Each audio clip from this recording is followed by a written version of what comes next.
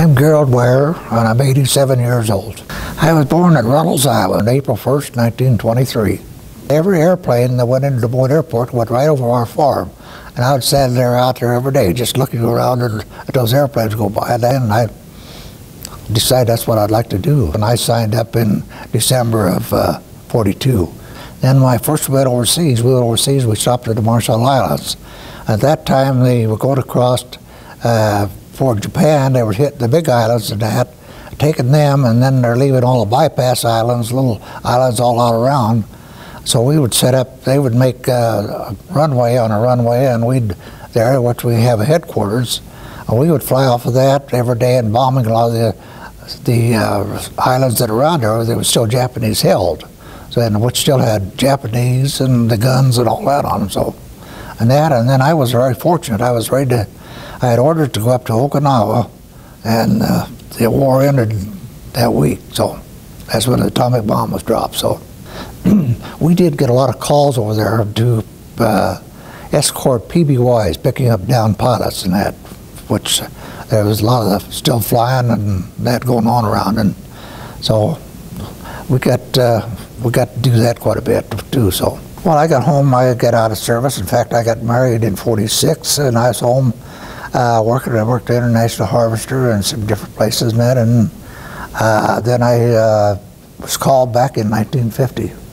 I had a daughter 18 months old, and that we all had families. It was a different deal.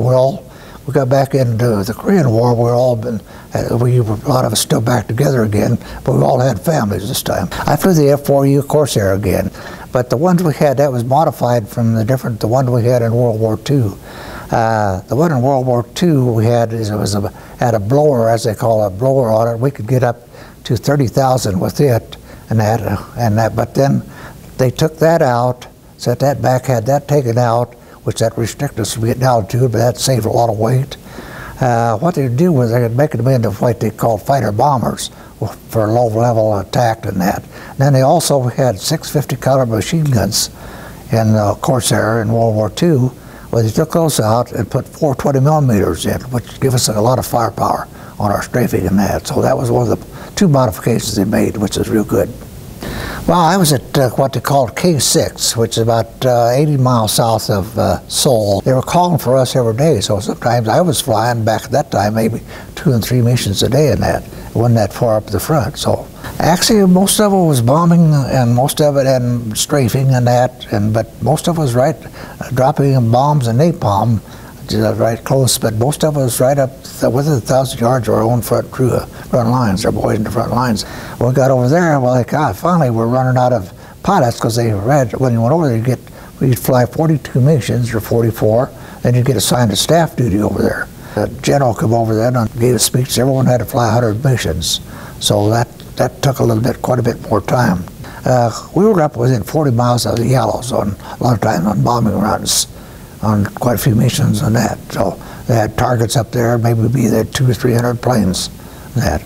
But then one of the sad things about it was, when we always knew then there was prison camps up there. We knew where they were.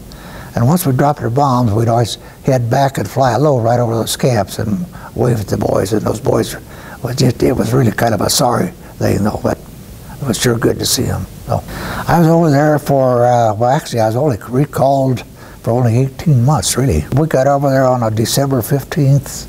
I started missions, and I finished my 100th mission on April 4th. But what I was one of them was going down volunteering every day, because there was only, like everyone only had one mission scheduled a day, but they were calling up the front lines, all along front lines, wanting missions run. So we tried to get 4 planes put together, and we'd get it.